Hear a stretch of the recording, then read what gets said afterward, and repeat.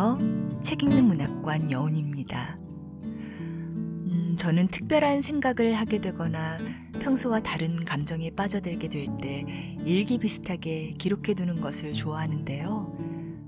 벌써 15년 가까이 되네요. 가끔 힘이 드는 날이 있잖아요. 그럴 때 저는 예전의 기록들을 펼쳐보는데요. 이때도 쉽지 않았구나. 어느새 지나가 버린 그 시간의 고민들과 고통이 지금의 나에게 위로를 건네는 것을 경험하곤 합니다. 하루는 제가 이렇게 적어놓은 한 문장이 있었는데요. 나는 이 반복되는 도돌이표 고민이 지긋지긋하다. 아마도 이런 생각은 누구나 해보지 않았을까요? 지친 하루, 똑같은 일상, 작은 머리로는 도대체 피할 방법이 보이지 않는 그런 상황에서 말이죠. 지칠 땐 쉬어가야겠죠. 쉬는 것도 쉽지는 않지만 그래도 크게 마음먹고 인생의 쉼표 한번 큼지막하게 찍고 한 템포만 천천히 가보면 어떨까요? 이렇게 바쁘고 불안하고 초조한 마음 쉬어가라며 카페에 초대하는 다정한 음성이 있습니다. 정기옥 작가의 단편소설 쉼 카페. 여운의 목소리로 만나보시죠. 구독과 좋아요, 알림 설정으로 함께 해주세요.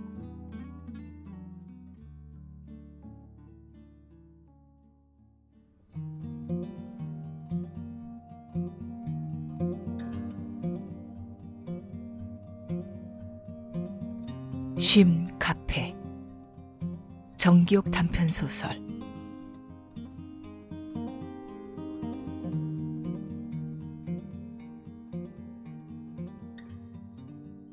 붉게 만개한 배롱나무 꽃 위로 따가운 햇볕이 사정없이 내리쬐었다. 카페 앞 배롱나무 꽃은 여름이면 황홀하게 피어나 손님들의 시선을 한몸에 받았다. 배롱나무 아래에 놓인 연초록색 나무 벤치 위에 길고양이 한 마리가 몸을 웅크린 채 졸고 있었다. 유리문에 달린 뭉툭한 손잡이를 앞으로 밀며 초로의 여자가 들어왔다. 졸고 있던 고양이가 화들짝 놀라 달아났다. 내가 운영하는 쉼 카페는 북카페였다. 나는 시집을 읽고 있었다. 손님은 그녀였다. 60대 초반인 그녀는 화요일 오후 2시면 어김없이 카페에 왔다. 작고 동그란 얼굴에 옅은 쌍꺼풀 진 눈, 가냘픈 목선. 그녀는 나이가 믿기지 않을 정도로 피부가 탱탱하고 고왔다. 그녀는 내게 화사한 웃음을 보였다. 살 것 같다. 역시 에어컨 빵빵한 카페가 최고라니까. 정말 덥죠? 시원한 창가 쪽에 앉으세요. 뜨거운 아메리카노 한 잔과 딸기 마카롱 한 개요. 카페를 다 다녀봐도 여기만큼 수제 마카롱이 맛있는 데를 찾아볼 수 없다니까요. 마카롱 맛있다고 손님들이 그래요. 직접 만드는 공정이 번거로워 다소 비싼데도 다들 좋아해 주시니 감사하죠. 오늘 진짜 덥네요. 그래도 커피는 뜨거운 걸로. 복더위엔 이열치열이죠. 이곳에 오면 좋은 게 3가지 있어요. 카페 사장님, 커피 맛, 저 벽에 걸려있는 사막 그림.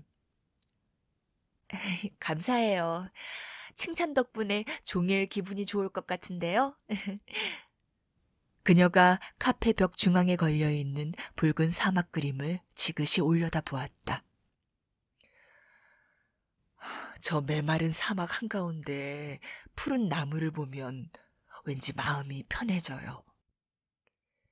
나도 그녀의 시선을 따라 붉은 사막 그림을 응시했다.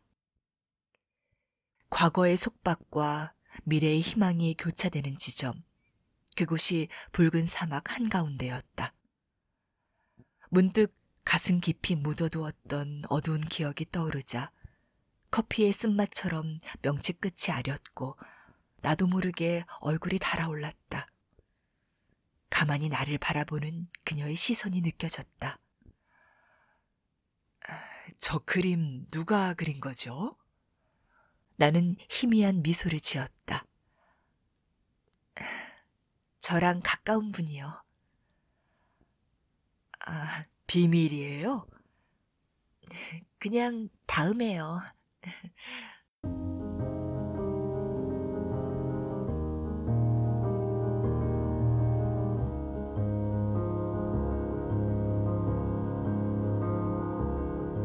한 주가 지난 화요일이었다. 여느 때처럼 카페로 출근했다. 밤새 눅진하게 가라앉은 공기를 환기시키려 출입구 문을 활짝 열었다. 잔잔한 클래식 음악을 틀고 손님들이 오기 전 구석구석 청소를 했다. 한숨을 돌린 후 나는 에스프레소 한 잔을 내렸다. 원두커피 향과 잔잔한 음악이 실내 공간을 채우자 마음이 편안해졌다. 이 카페가 삶에 지친 이들이 쉬어가는 곳이기를 나는 염원했다. 오후 2시가 되자 그녀가 찾아왔다. 그녀는 화요일이면 카페에 들러 한참을 머물다 갔다. 남편과 자식 이야기, 자신의 취미, 젊은 시절 이야기들을 시간이 날 때마다 들려주었다. 어느 날은 나에게 엄마라고도 했다가 또 어느 날은 언니라고도 했다. 나는 그녀가 환한 미소로 말할 때마다 고개를 끄덕이며 맞장구를 쳤다.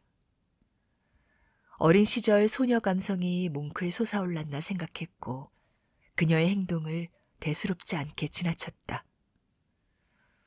어느 때는 어릴 적 엄마가 만들어준 감자떡이 먹고 싶어 만들어 왔다며 나에게 큰언니야 먹어봐 했다. 그녀가 어스름한 저녁까지 카페에서 머물다 갈 때면 그녀의 남편이 퇴근길에 한 번씩 들러 아내를 친구처럼 대해주어 고맙다며 인사를 했다. 그럼 그녀가 한두 달이 지나도록 보이지 않았다. 바쁜 일이 있으려니 생각했으나 한편으로는 그녀의 안부가 궁금했다. 배롱나무 붉은 꽃잎이 비바람에 날려 스산하게 떨어지던 날 누군가 카페 문을 조용히 밀고 들어왔다. 평소 활짝 웃으며 나에게 다가오던 그녀가 그날은 얼굴에 수심이 가득했다. 나는 커피기계 앞으로 가서 에스프레소를 추출했다. 커피잔에 에스프레소를 따른 후 물 비율을 적절히 맞추었다. 그녀의 기호에 맞는 아메리카노와 딸기 마카롱 2개를 준비하여 쟁반에 얹었다. 나는 창가에 멍하니 앉아있는 그녀에게 다가갔다. 오늘따라 기운이 없어 보여요. 무슨 일 있으세요? 조용히 커피잔만 내려다보며 침묵하던 그녀가 낮은 소리로 입을 열었다. 지난 겨울 둘째 언니가 갑자기 뇌출혈로 돌아가셨어요. 그런데 석 달 후 셋째 언니마저 뇌졸중으로 가셨거든요. 얼마 전 큰언니마저 같은 병으로 저 세상 갔어요. 충격의 연속이었죠. 나는 화들짝 놀랐다. 어머나, 언니들이 없는 세상 상상이 가지 않아요. 나는 그녀 곁으로 바싹 다가가 그녀의 차가운 손을 꼭 잡아주었다. 그녀의 가냘픈 목선 위로 깊은 슬픔이 출렁이고 있었다. 그녀가 멍한 표정으로 먹물 같은 아메리카노를 입으로 가져가며 말했다.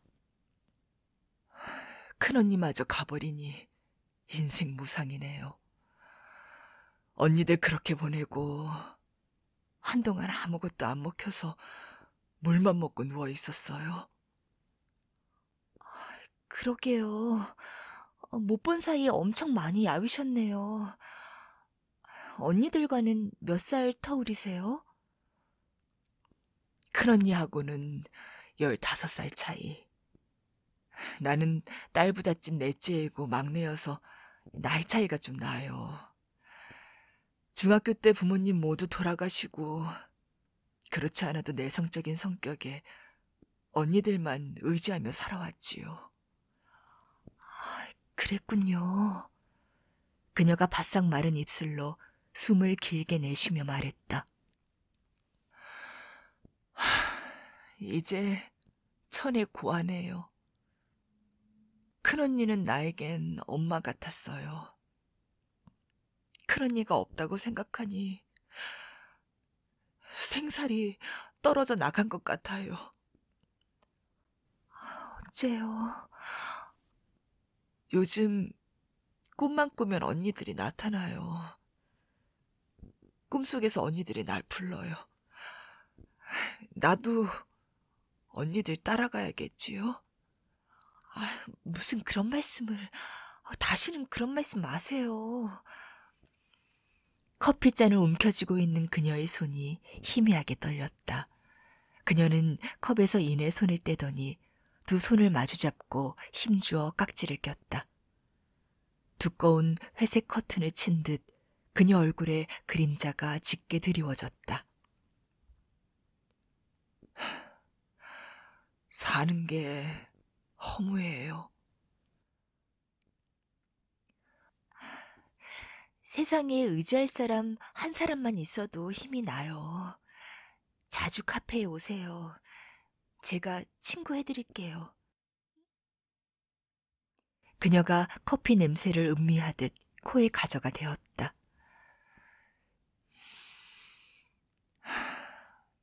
여기 커피를 오랜만에 먹으니 냄새도 좋네요. 큰언니 냄새도 좋았어요. 그 냄새가 그리워요. 그날 그녀는 늦게까지 카페에 머물다 갔다. 주말 늦은 오후였다. 그녀는 색깔 있는 화사한 물방울 무늬 원피스에 옅은 분홍색 스카프를 두르고 카페에 들어왔다. 어머, 주말에 오시기는 처음인데요? 오늘 더 예쁘시네요. 어쩜 이리 우아하고 고우실까? 아이고 참네. 난 오늘이 화요일인 줄 알았지 뭐예요. 이 원피스는 큰언니가 작년 내 생일날 선물로 사준 거예요. 이 스카프도요. 나는 그녀를 보며 말했다. 지금 빈자리가 없어 어쩌죠? 주말엔 손님이 많아요. 그녀가 머쓱하게 대답했다. 어쩐지. 아메리카노 한 잔 테이크아웃으로 가져가야겠어요. 참, 큰언니랑 여기서 만나기로 했는데. 큰언니요? 그녀가 이내 머리를 흔들더니 어색한 미소를 지었다. 내 정신 좀 봐.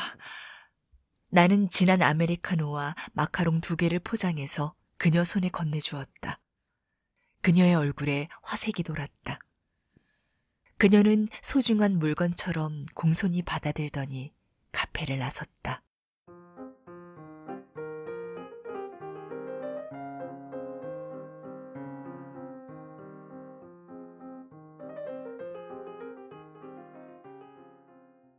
카페 앞 흐드러지게 피어있던 배롱나무 붉은 꽃이 지고 길가엔 낙엽이 물들고 있었다. 카페 창 너머로 바라본 하늘이 맑고 푸르렀다. 양털 같은 하얀 구름이 창턱에 걸쳐 있었다. 나는 오랜만에 청명한 하늘을 황홀하게 바라보고 있었다. 그때였다. 카페 문이 벌컥 열렸다. 은빛 머리카락이 눈에 띄는 초로의 남자가 숨을 헐떡이며 뛰어들어왔다. 그녀의 남편이었다. 남자는 불안한 눈빛으로 카페 안을 두리번거렸다. 우리 아내 혹시 여기에 왔나 해서요. 항상 이 시간이면 오시곤 했는데 오늘은 안 오셨어요. 핸드폰과 지갑도 거실 탁자 위에 다 놓고 나갔어요. 동네를 찾아 헤매다가 아내가 이곳 카페에도 자주 오던 게 생각나서요. 집에서 나간 지 얼마나 되셨어요? 아침에 등산 다녀오고 잠깐 잤어요. 눈 뜨니 아내가 안 보여요. 당신은 아무것도 모를 거라며 편지 한 통 놓고 사라졌어요. 근처 볼일 보러 가신 거 아닐까요? 그렇다면 다행이지만 사실 아내가 요즘 들어 자꾸 깜빡깜빡하거든요. 걱정되네요. 정 불안하시면 경찰에 신고하는 건 어때요? 혹시 카페로 오시면 바로 연락드릴게요. 그래 주시겠습니까? 아휴, 감사합니다. 저녁 7시경 그녀의 남편에게서 전화가 왔다. 경찰에 미귀가 실종 신고도 했다며 아내가 아직 나타나지 않았다고 했다. 이런 적이 한 번도 없었거든요. 뭔가 잘못되었을까봐 미치겠어요. 염려 마세요. 별일 없을 거예요. 불현듯 내 머리를 스치는 생각이 있었다. 혹시 큰언니가 살던 동네가 어디죠? 그곳에 간 건 아닐까요? 수화기 넘어 떨리는 남자 목소리가 들렸다. 그 생각을 미처 못했네요. 큰 처형이 살던 집까지는 꽤 멀어요. 버스로 2~3시간 걸리고요. 남자가 급하게 전화를 끊었다. 늦은 밤 남자에게서 문자가 왔다. 사장님 말씀이 맞았어요. 큰 처형집 앞에서 아내가 서성이고 있었대요. 다행히 옆집 사람이 아내와 함께 있더군요. 큰 처형 돌아가시고 집주인이 바뀌었거든요. 하마터면 큰일 날 뻔했지 뭐예요. 아무 일 없어 정말 다행이네요.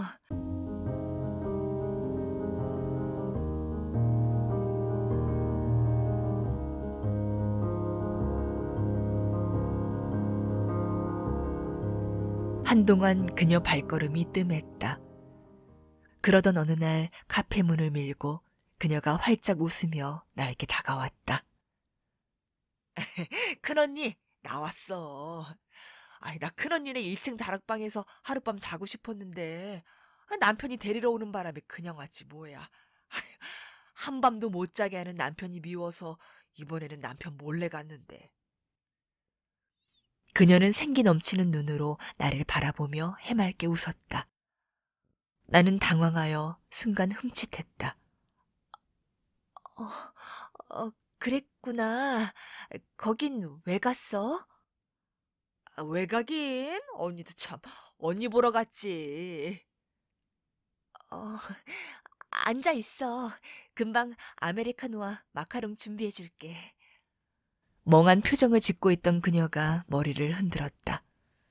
정신이 돌아온 모양이었다. 사장님, 물 좀 주세요. 아휴, 목이 마르네요. 그녀는 내가 건넨 물컵을 받아들고 벌컥벌컥 물을 마셨다. 그녀는 이내 나에게 빈 컵을 건네고 돌아서더니 창가 테이블 의자로 가서 풀썩 앉았다. 나는 커피를 만들며 살짝 그녀를 쳐다보았다.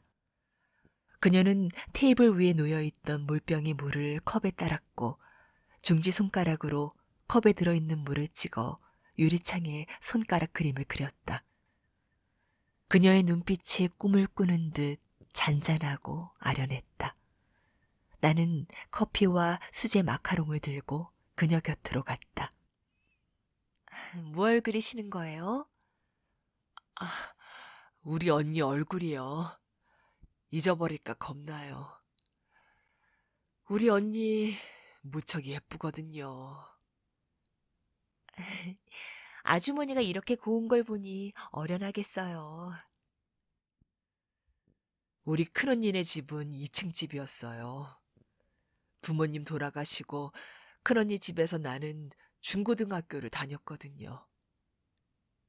거기 2층 다락방이 내 방이었죠. 밤마다 다락방 창문 너머 반짝이는 별들을 올려다보고 찌르르 풀벌레 소리 들으며 사춘기를 보냈죠. 아, 그런 행복한 추억이 있으셨군요. 부모님이 어릴 적에 돌아가셔서요. 큰언니 집 2층 다락방 추억이 제 최초의 좋은 기억이랍니다. 큰언니는 다락방에서 매번 내 머리를 매만져 주었어요. 다 옛 추억이죠. 그녀는 어린 시절로 돌아간 듯 아이처럼 소곤대며 혼자 말을 했다. 다락방은 언니가 나를 기다리던 안식처, 내 유일한 쉼터. 거기 가면 제일 편했는데. 커피잔을 테이블 위에 내려놓은 그녀는 소녀처럼 순수한 표정을 지었다. 이윽고 손가방에서 진주구슬과 작은 큐빅이 촘촘히 박힌 머리핀 2개와 머리빗을 꺼냈다. 그녀가 나를 보며 말을 건넸다. 큰언니는 항상 내 편이었어. 고마워.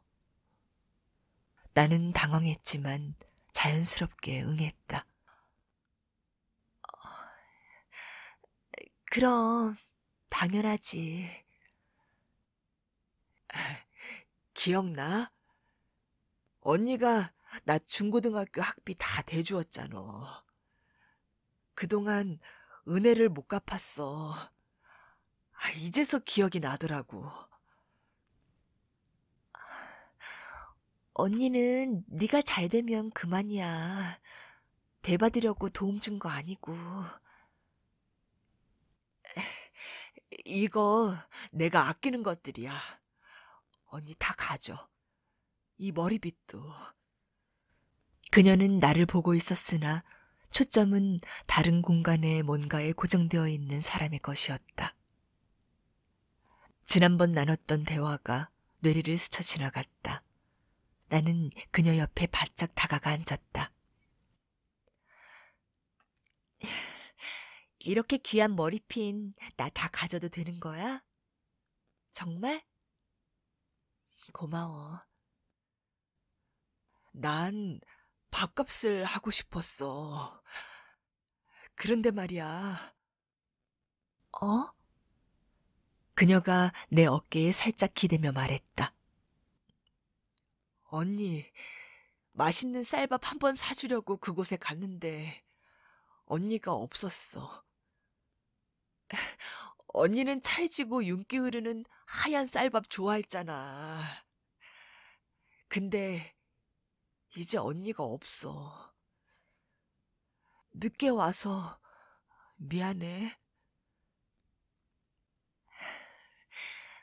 내가 머리 빗겨줄게. 나는 일어서서 그녀의 머리를 가는 빗으로 차분히 빗어내렸다. 살짝 가르마를 탔다. 그런 다음 그녀의 앞머리를 옆으로 돌렸다. 나는 큐빅이 촘촘히 박힌 머리핀 하나를 집어들어 그녀 머리에 꽂아주었다. 역시 언니가 내 머리 빗겨줘야 기분이 좋아. 단정히 머리 빗고 학교 가면 친구들이 날 예쁘다고 했어. 그렇지? 우리 막둥이 내가 봐도 예쁘다. 그녀가 들뜬 표정을 지으며 작은 손가방을 들고 일어섰다. 언니 고마워. 나 학교 다녀올게. 나도 따라 일어섰다. 잠시만. 여기 마카롱 한 팩 가지고 가. 나는 그녀의 손에 마카롱 봉투를 쥐어주었다. 그녀가 한 차례 머리를 흔들더니 나를 가만히 응시했다. 이렇게 나 다 주면 어떻게 장사하려고 그래요? 남는 게 없잖아요. 내가 카페 사장인데 내 맘대로도 못해요.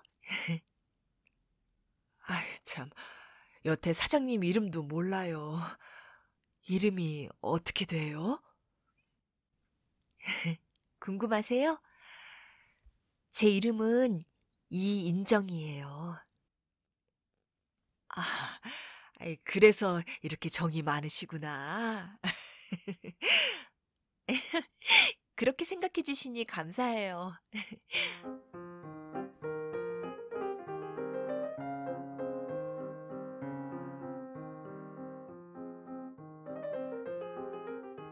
초겨울 문턱에 들어선 듯 찬바람이 불었다.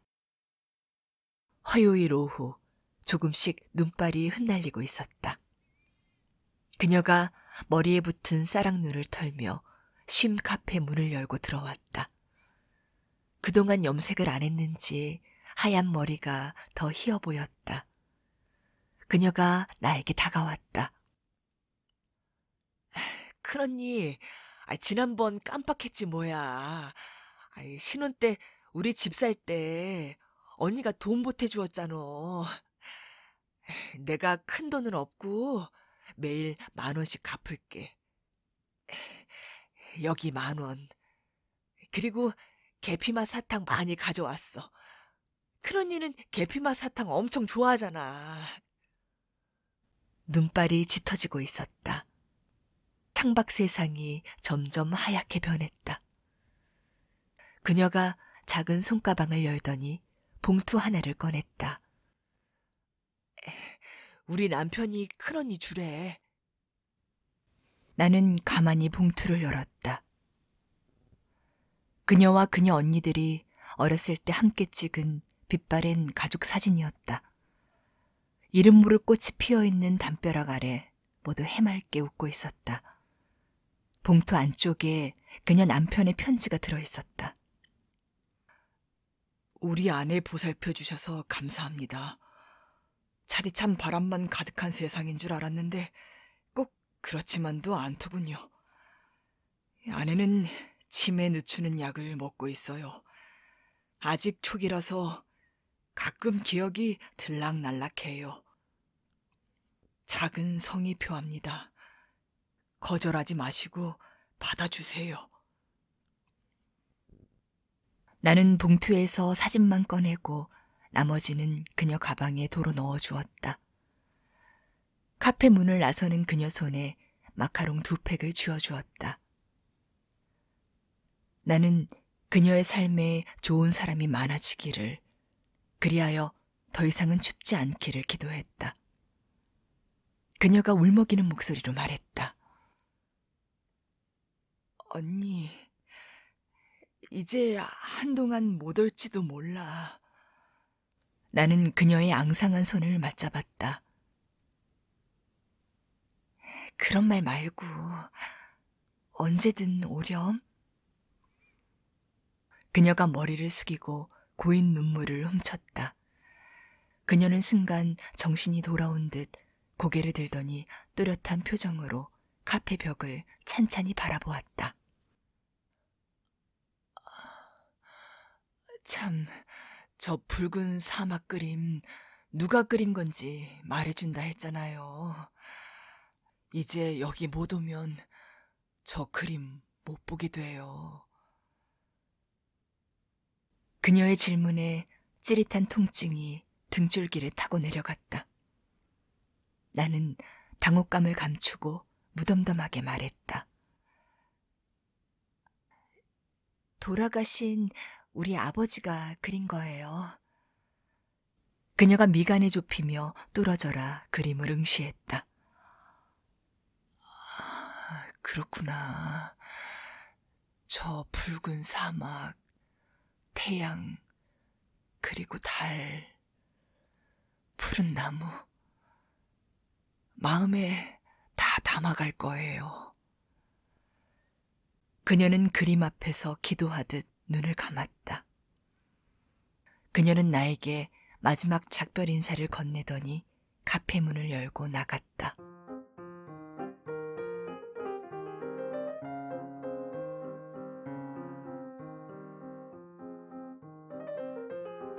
카페 창밖 소복이 쌓인 눈을 밟으며 천천히 걸어가는 그녀 뒷모습이 보였다. 그녀의 머리 위로 하얀 눈발이 흩날리며 내려앉았다. 그녀는 잠시 멈추어서 허공을 응시했다.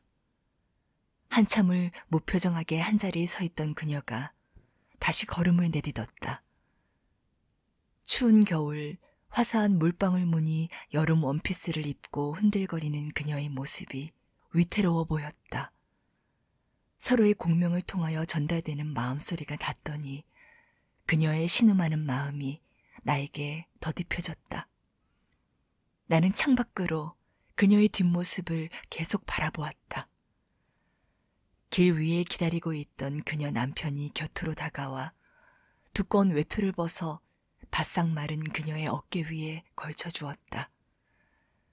그녀는 휘청거리는 영혼을 어딘가에 내려두고 순진무구한 아이처럼 남편을 따라가고 있었다. 그녀는 그렇게 멀어져 갔다. 깨고 나면 모두 사라지는 하얀 꿈의 풍경이었다. 나는 가지런히 두 손을 모았다. 인생은 충분히 눅눅한데 카페 안의 공기는 따뜻했다.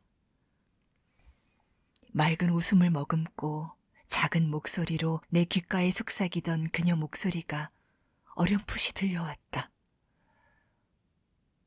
언니는 참 괜찮은 사람이었어.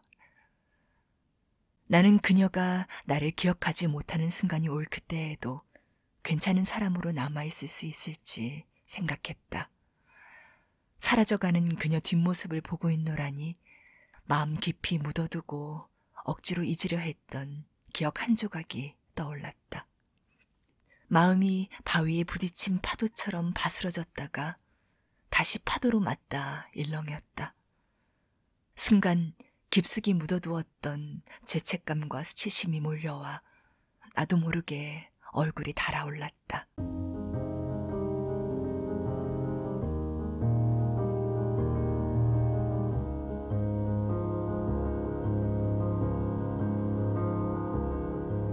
아버지는 점점 아이가 되었다. 카페에서 퇴근하고 집에 가는 길, 운전대를 붙잡으면 가슴이 뭉친 듯 답답했다. 신호대기 빨간 불 앞에 자동차가 서면 나는 오른손가락을 모아 명치 끝을 꾹꾹 눌렀다.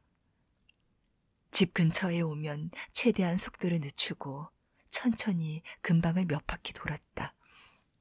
나는 집 현관문 앞에 서서 습관처럼 숫자를 세었다. 1, 2, 3, 4, 5. 1, 2, 3. 작은 소리로 외치고 심호흡을 크게 한번 내쉬었다. 현관문을 열고 거실에 들어서자 술병이 일렬로 늘어서 있었다. 아버지가 거실 식탁에 앉아 있다가 멍한 눈으로 나를 쳐다보았다. 투명 유리컵엔 반쯤 술이 따라져 있었다.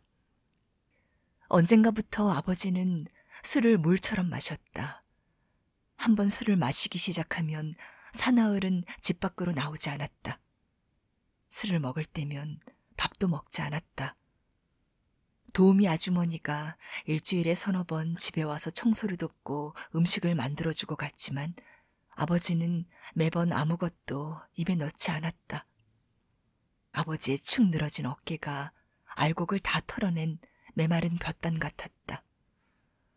초점 없는 아버지의 흐린 눈이 내 눈과 딱 마주쳤다. 누구? 아버지 딸 인정이지. 누구예요? 그 무렵 아버지는 정신이 점점 더 흐려졌다. 육체는 앙상한 뼈 위에 거죽 껍데기만 더딥혀 놓은 듯했다. 아버지에 대한 애증이 하루에도 몇 번씩 오르락 내리락 했다. 카페에서 일할 때면 아버지에 대한 연민으로 괴로웠고 퇴근하여 아버지와 마주칠 때면 온갖 짜증이 몰려왔다.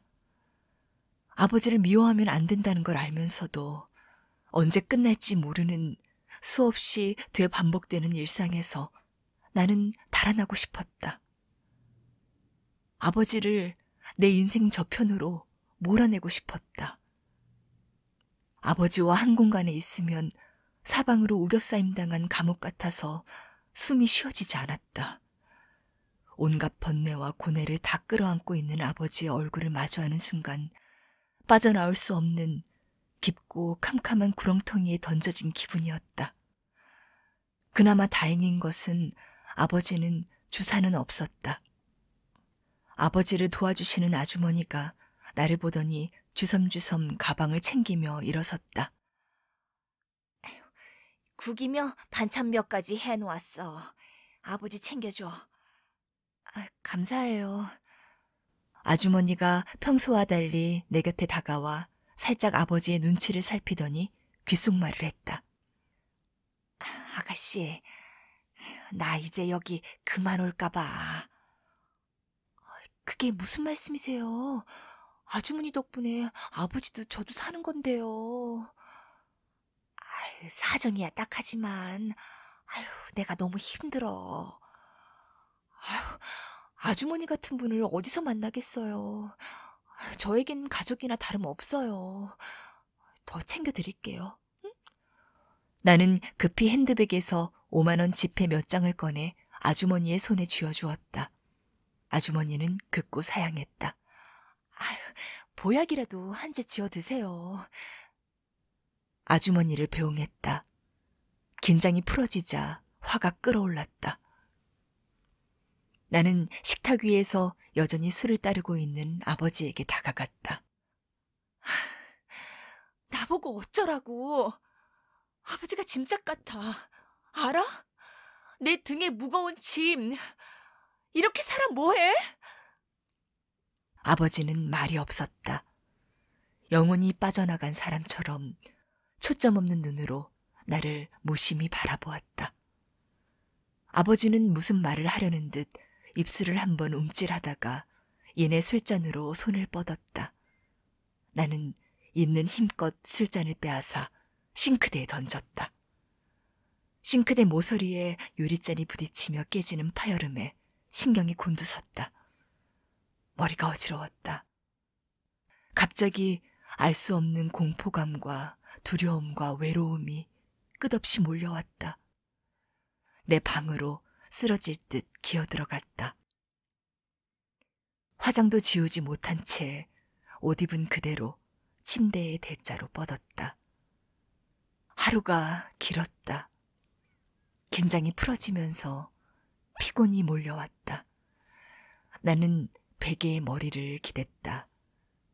어르스름한 새벽녘 슬며시 눈이 떠졌다. 머리가 지끈거렸다. 침대에서 비틀거리며 일어나 주섬주섬 옷을 벗었다. 욕실로 향했다. 샤워 호스를 타고 내려오는 뜨뜻한 물을 머리에 끼얹자 안개 낀 듯 혼미했던 정신이 점차 맑아졌고 우울했던 마음도 쓸려 내려갔다. 나는 몸을 웅크린 채 따뜻한 물로 몸 구석구석을 적셨다.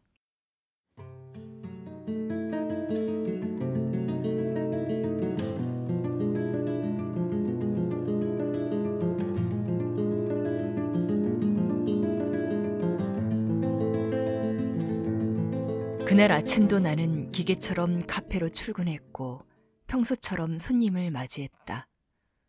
첫 손님이 주문한 커피를 막 내렸을 때 핸드폰이 시끄럽게 울렸다.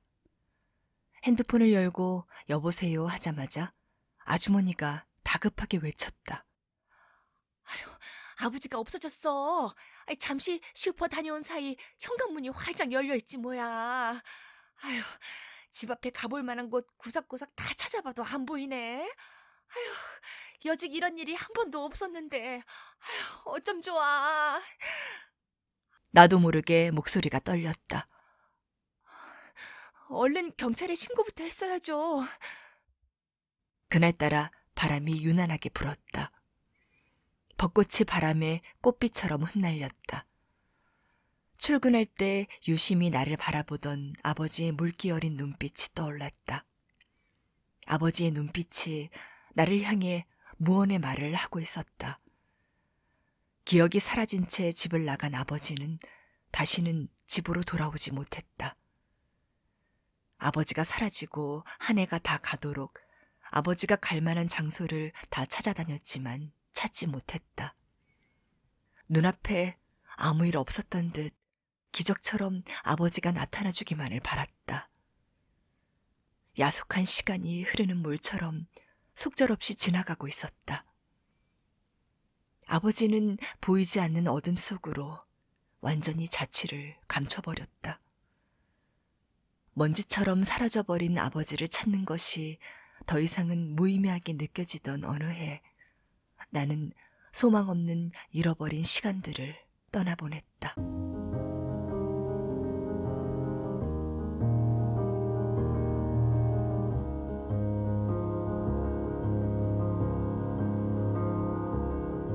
아버지의 시신도 없이 가묘를 하던 날, 물망초를 사서 아버지 빈 무덤 앞에 심었다. 물망초를 가만히 바라보다가 나는 감정을 이기지 못하고 그것을 뽑았다. 나 자신이 기괴하고 이상한 들짐승 같았다. 하늘이 잿빛으로 흐려지더니 빗방울이 한두 방울 떨어졌다. 내 손에 든 물망초도 비에 젖었다. 실망과 자괴감이 떨어지는 빗물과 섞여 내 얼굴 위로 흘러내렸다. 나는 아버지가 나에게서 완전하게 없어졌다는 것을 인정해야만 했다. 마침내 아버지의 부재를 받아들이자 마음 한구석이 무너져 내렸다. 시간은 처절한 미움도 애틋한 그리움으로 바꾸는 힘이 있다는 걸 뒤늦게야 알았다. 술 취한 채 초점 없이 나를 바라보던 아버지의 서글픈 눈빛이 자꾸 생각나 마음이 쓰려왔다.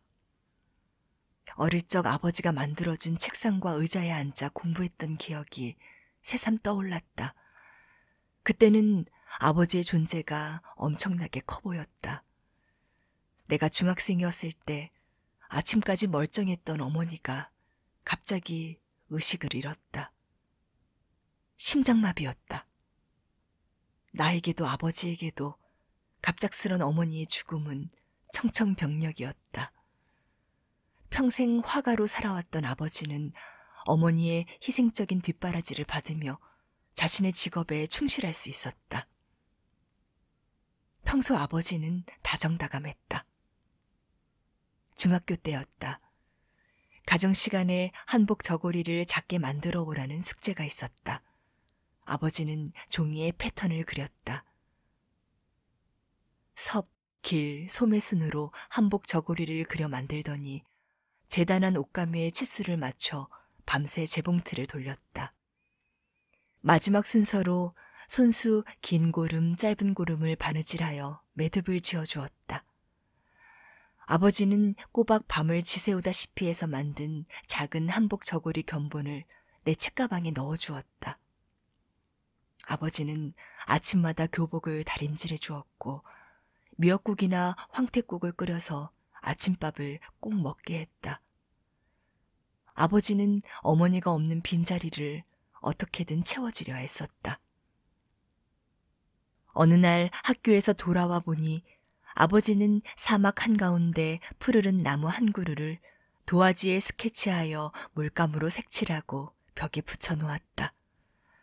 오른쪽에는 떠오르는 해가 있었고 왼쪽에는 옅은 색감의 초승달이 있었다. 아버지가 염원하던 것은 풀 한 폭이 안 나는 광야에서도 끝까지 살고자 다짐한 생명에 대한 지독한 갈망이었을까.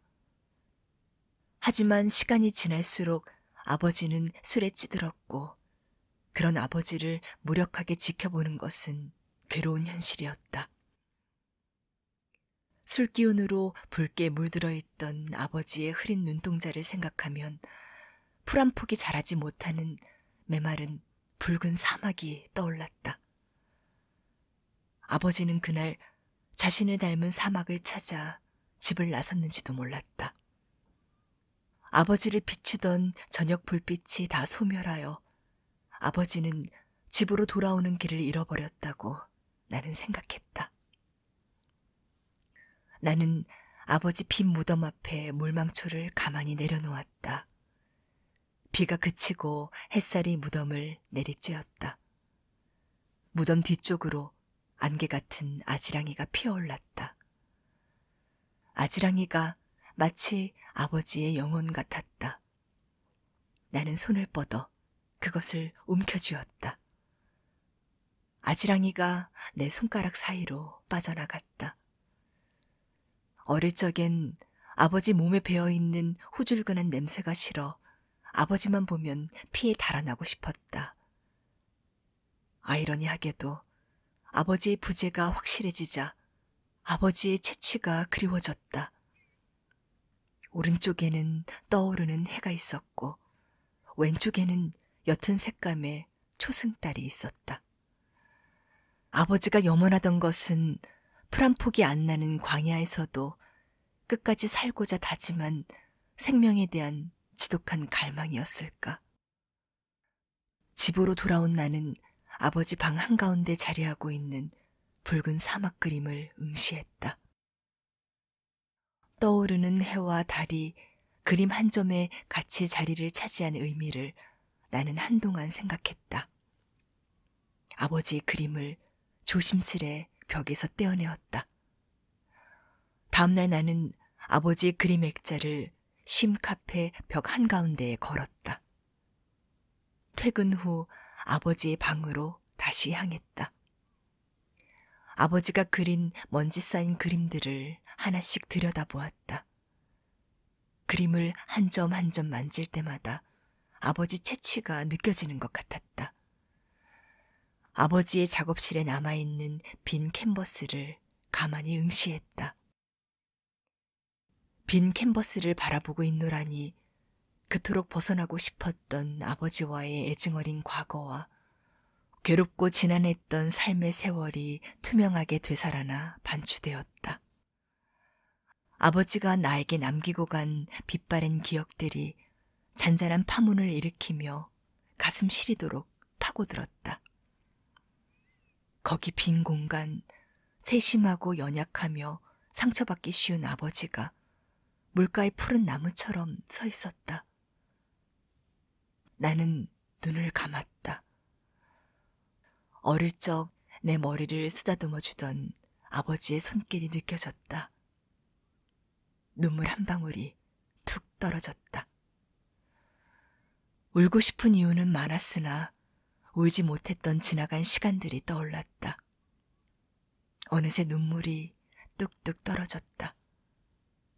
그러고 보니 나는 아버지가 사라진 후 한 번도 울지 않았다는 사실을 깨달았다. 아버지, 더 사랑하지 못해 죄송했어요.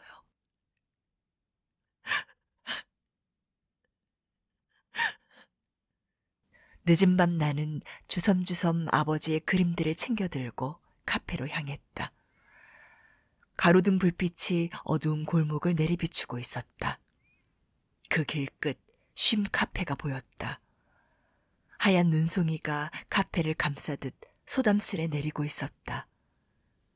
카페 문을 열고 들어갔다. 아무도 없는 텅 빈 카페에 고요한 정막이 흘렀다. 나는 손님처럼 주문했다. 아메리카노 주세요. 진하게요. 커피를 내렸다. 나는 미소를 지으며 말했다. 손님, 이곳에 오셔서 커피를 마시면 아픔이 쉬어간답니다. 나는 커피를 들고 빈 의자로 가서 앉았다. 눈을 감았다. 내 앞에 그토록 찾아 헤매던 아버지가 앉아 있었다. 나는 가만히 손을 내밀어 희미한 그림자 같은 아버지의 손을 잡았다. 아버지,